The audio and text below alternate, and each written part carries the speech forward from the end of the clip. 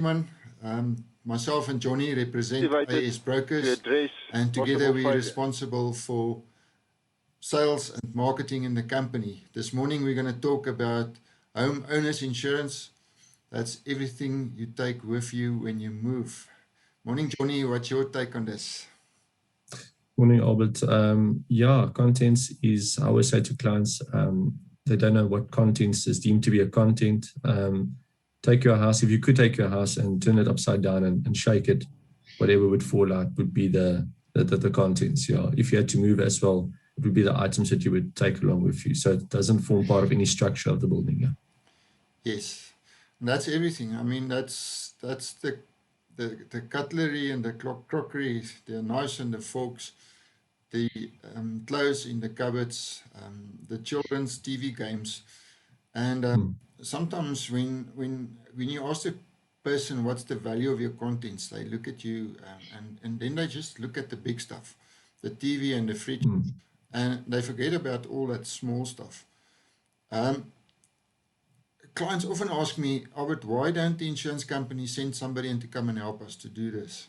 Why don't they, Johnny? It's just unfortunately impossible. Manpower, it would be great if they could do that, but that's why we as the brokers would help the client and guide them, through inventory forms or those sort of things to guide them to determine their value and their sum insured. An inventory form is a basic form that most insurers can provide you with. It's got a breakdown of a basic house and rooms and sort of what items would normally be in that form. And then, you can just work on there, check online prices. There's many online stores these days that are very reputable. You can go online and quickly determine the value or replacement value of that item. Yes. Yeah, I've got that old dining room suite. I've got it from my grandmother, and it's been passed on from the one generation to the next one. You can't buy it in a store anymore. So what is it worth? We often get that question. We can't determine the value because you can't buy it anymore. And they're not going to look at the second-hand value. They're going to look at the new value. So you're going to, like Johnny said, go online and see what a new set of similar proportions and everything will cost you. And when you do your inventory, use that new value of a new set because that's what the assessor is going to do. Let's talk a bit about average, Johnny. Householders contents, we see average applied often because we get more claims on buildings, for instance. Yeah, so just going back to the first point, clients that always think of those small little things that they need to include in their sum insured, and then when they do have a break-in, they might be underinsured. Unfortunately, then average would apply as per the buildings section as well. So basically, what that would mean is if the loss adjuster determines that your sum insured should be 500,000, and you've only got it insured for 250,000, then if your claim is 100,000 break-in, the unfortunate will only pay 50%, so that'll be 50,000 rand. So it's very imperative that you make sure your current sum insured is adequate based on replacement value. Yes, absolutely. I saw a study once, and that was back in the early 90s. They said if a client is insured for $1 million, they're probably $1 million underinsured. And things like tools in the garage, your lawnmower, even your garden furniture, everything that you'll take with you when you move is part of that contents. I think let's talk a bit about security. Security is a big issue because policy either got burglar bars and security gates or an alarm system. That's with most companies' minimum criteria. What happens if an alarm does not go off, Johnny? Albert, it's a very important section. Clients must always check that the security that they actually do have is in line with what it says on the policy. Like you said, the minimum is burglar bars, security gates, or alarm system that's linked. It's imperative that the clients must test their alarm system every couple of months, phone in and tell them that they want to test it just to see if it's working. If the alarm is not operational or not working or doesn't go off, there could be an issue at claim stage if there was a break-in. Yeah. Yeah. Always when I get that phone call and a client told me that he had a burglary, the first thing I ask is, did the alarm go off? Because I Mm, know for certain that the assessor is going to phone the alarm company and he's going to ask for a printout. And he's just going to check if there was an alarm signal at the time of the burglary. So alarm that is not switched on is very bad. Um, security, burglar bars and security gates is also sometimes there could be one window that does not have burglar proofing on it. And mm, I've seen assessors, um, they repudiate a claim because there was no burglar bars. And even if the burglary did not happen in that specific room. mm. So, yes.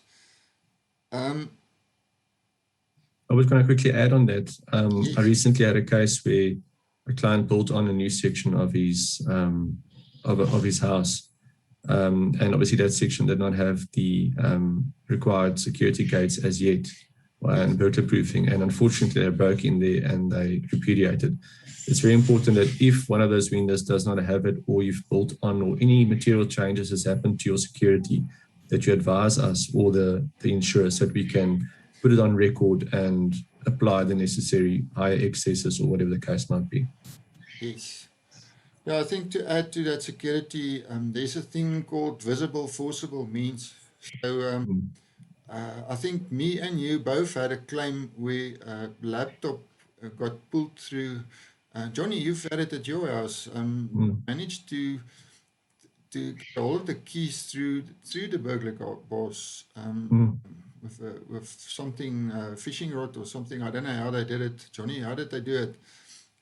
Yeah, but they had actually, there was a large piece of bamboo behind my house, and it seems that they actually fish the keys through the windows. So it's important that clients look at small things like that. Don't hang the keys or put the keys close to any open windows. You might not think that anybody can reach it, but I mean they do. The criminals are very clever. That's their job. They look at any possible way that they can get the upper hand and to gain entry into your house. So yeah, hide the Yes, keys, where nobody can get to it from a window. Don't keep any laptops or small items, phones charging close to a window. yes, Small things like that can make a big difference. Yeah. yes. Yes, visible forcible means that means a window must be broken, the burglar bars must be broken, there must be an armed robbery, Mm, any forcible means of any kind. I think what I want to touch on is the onus on the client to prove the claim. I think that's something that we often, myself, I recently bought a second-hand iPad on Facebook. I've got no proof that I bought that iPad. iPad, I think, is a high risk item. So if they would break in, mm, that thing is definitely going to be gone. And what I did is I took a picture of it. I took a picture of the serial number, and I've sent it to my broker to put it just to make a note on my policy. mm. Um, what's your take on proof of a claim, Johnny? Yeah, at a time you have to be at a claim stage. You have to be able to prove that you had that item. If you're not somebody that keeps invoices or manuals of TVs or anything like that, rather take pictures of the items that you have with serial numbers. You can always email it to us and we can keep it on file. So if there is a breaking, we can show the loss adjuster we have records of these items. Even small things like remote controls, those sort of things will prove that you at least had the item. They need to be able to know that you have a Sinotech TV when you had a break-in, or that you have a fancy Samsung. There's those sort of things on what the size was. So we can't just say you had a TV. Yeah. You need to be able to prove what item you had, and so we can put you in the right position back again. Yes. Yeah, we always joked. It's not really a joke. It's a fact that people tend to want to be in a better position after the claim. So they had a 60 centimeter TV, and now it was stolen, and now they want an 80 centimeter TV. mm, Please just be aware that the assessors is very, they attend to that, or aware of that, and they're going to ask for proof. The moment they feel mm, that something is not right, they're going to insist on that proof. I think I had a claim where a client had something like 10 pairs of very fancy tackies. Now, mm, the assessor insisted on proof, because why do one person have so many tackies? So mm, if you've got anything that's out of the normal, take pictures and send us the pictures. We've got an mm. electronic file for you. We can keep it on our file. Um, Johnny, the insurance got three ways to settle the claim. They can either fix it, replace it, or pay the client in cash. How does that work, and why is clients always a bit unhappy with this? Yeah, I think sometimes clients are under the impression that they can say how they want to be settled, especially unfortunately today with people battling financially and fraud being prevalent. Insurers are very, very seldom will pay you out cash. They will always most likely try and replace that item for you where possible. In extreme cases, they'll pay you out cash. Yes, If an item is repairable, they will always repair it first before trying to replace it. That's yes, just the basis of insurance.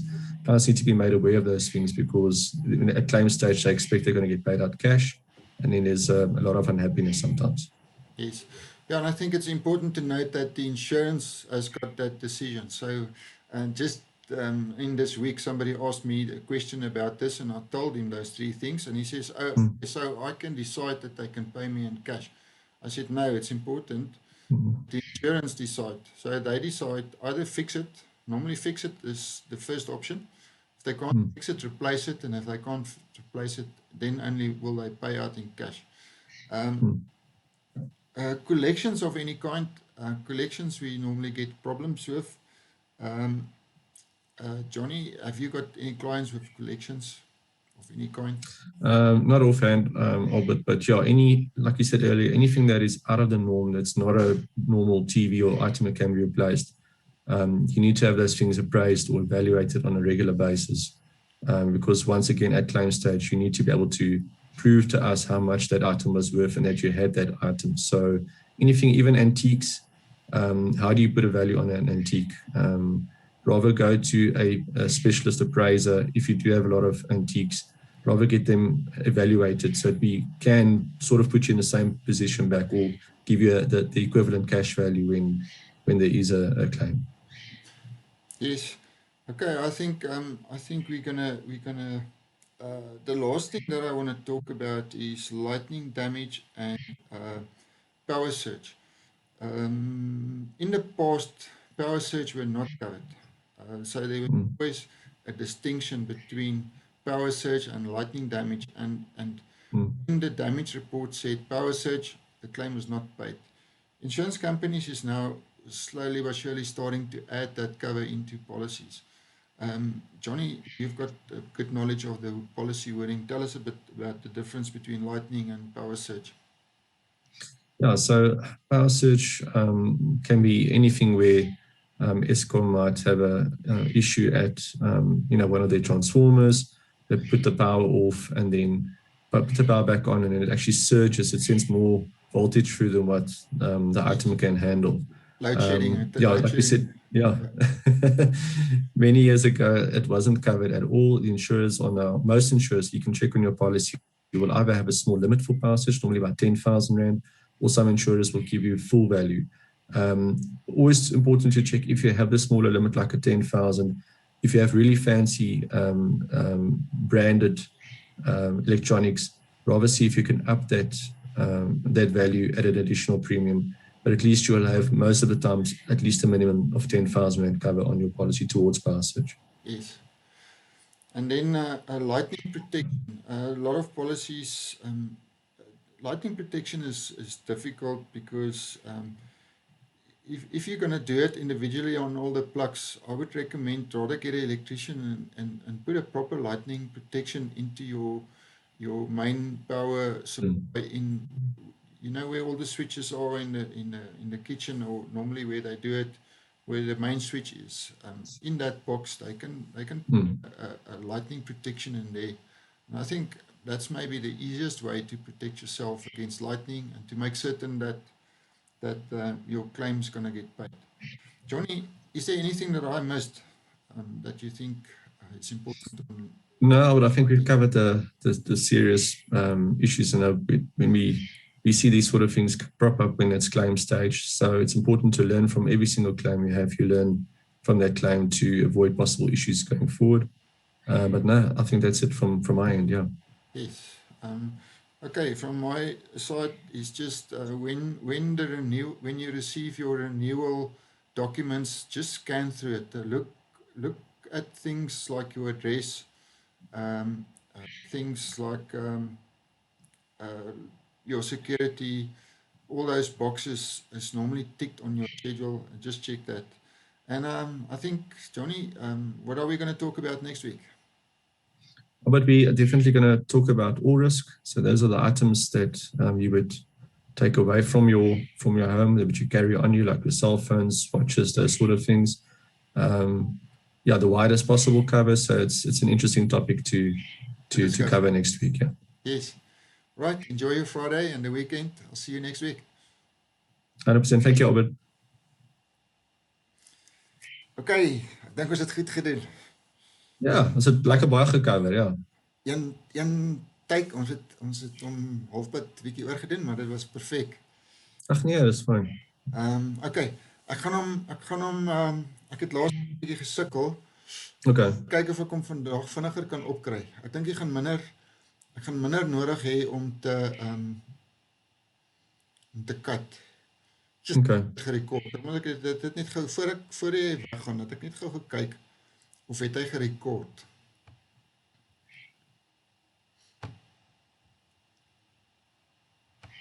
Dis altyd die grootste worry.